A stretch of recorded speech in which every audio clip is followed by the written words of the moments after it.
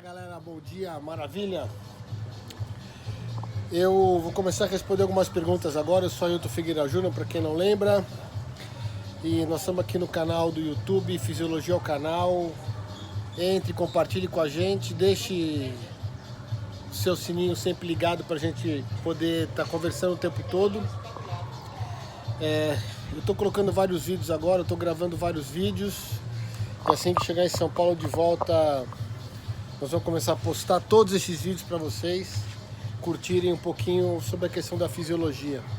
Eu já coloquei alguns vídeos que falam sobre a questão da homeostase, outros sobre fadiga, outros sobre pensamento científico. Eu queria que você olhasse lá e começasse a interagir com isso tudo, porque quem quer estudar fisiologia tem que pegar firme e ter algumas dicas ali que já vão valer a pena para você, tá bom?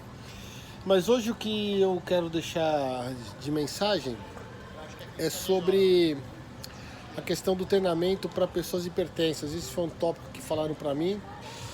E o número de hipertensos está aumentado significativamente, vocês sabem disso. Eu vou deixar um artigo lá no Instagram do Fisiologia ao Canal, para vocês poderem também acessarem e verem, tá bom? Então, o que acontece? A hipertensão é uma doença crônica silenciosa e, como toda doença crônica, a atividade física tem que ser todo dia. Intensidade moderada e vigorosa. Então, o que ocorre é que muitas vezes as pessoas só usam medicação e não fazem exercício. A tendência é que ao longo do tempo isso vai piorar. Você deve ter na tua casa gente assim e de qualquer maneira o exercício de força ele é sempre fundamental para esse negócio. Eu queria que você tivesse em mente que a partir do momento que você se tornou um indivíduo crônico, é necessário atividade física todo dia. Isso daí você tem que ficar consciente, tem que conscientizar as pessoas com as quais você trabalha. O número de pessoas crônicas tem aumentado. Então o que acontece com o indivíduo hipertenso é que, como essa pressão arterial ela é silenciosa, ela vai aumentando ao longo do tempo, as pessoas não percebem. Até que em determinado momento isso daí é descoberto, e aí obrigatoriamente entra a medicação como fator de prevenção secundária, porque a prevenção primária seria se o indivíduo fizesse atividade física e a doença não aparecesse. Como a doença já apareceu, como a patologia já está presente, a prevenção medicamentosa ela é obrigatoriamente secundária. Então, a atividade física, o exercício de força e a atividade aeróbica combinada todos os dias é fundamental para que esses indivíduos consigam ter resposta positiva. Vamos falar um pouquinho do treinamento de força.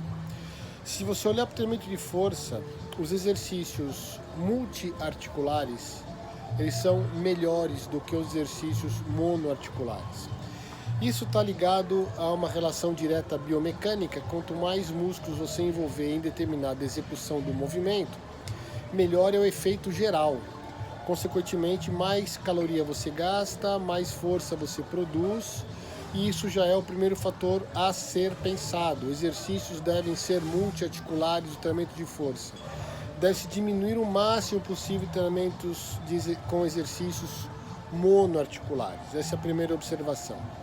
A segunda observação é com relação ao exercício ser unilateral ou bilateral. Bilateral são quando os dois movimentos acontecem ao mesmo tempo, e unilateral quando somente um dos lados faz.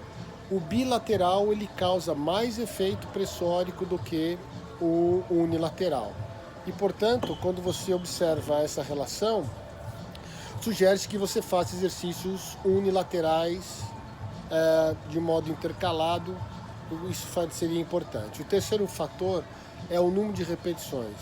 Muitas pessoas acabam jurando por Deus, por tudo quanto é santo, por tudo quanto é coisa, que precisa fazer mais repetições. Isso não é verdade. Quanto mais repetições você fizer, mais você expõe o indivíduo a efeito de restrição de fluxo sanguíneo. E, portanto, maior efeito pressórico. Isso é completamente inconsistente. As repetições com musculação, para quem é hipertenso, deve ficar ao redor de 6 a 9 repetições. Nesse período, que daria alguma coisa ao redor de 12 segundos, 15 segundos de execução, não promoveria aumento da resposta pressórica sistólica. E isso é um fator determinante. Consequentemente, faça 6 repetições, 7 repetições, 8 repetições. É isso que você vai ter de efeito positivo no treinamento de força para indivíduos hipertensos. Uma das questões importantes para todo mundo pensar é que à medida que as pessoas aumentam o peso, elas também vão se tornar hipertensas.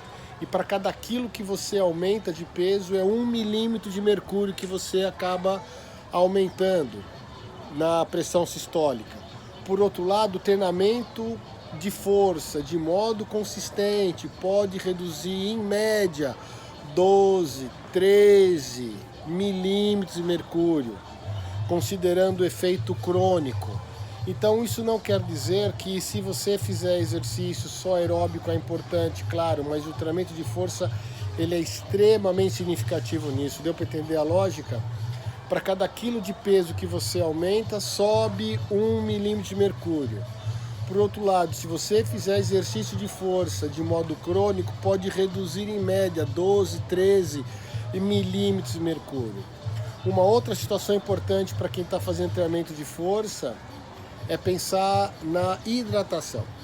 Um aluno meu chamado Daniel Rodrigues, ele esteve no Japão durante um ano todo fazendo o doutorado dele em sanduíche, e nós fizemos um protocolo de hidratação pré-treinamento de força e durante o treinamento de força.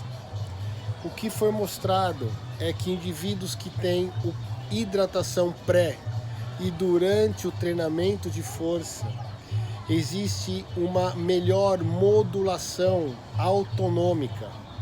Isso quer dizer que tem um melhor equilíbrio entre a resposta simpática e parasimpática do sistema nervoso autônomo no controle da contração do miocárdio e da vasoconstrição induzida pelo exercício.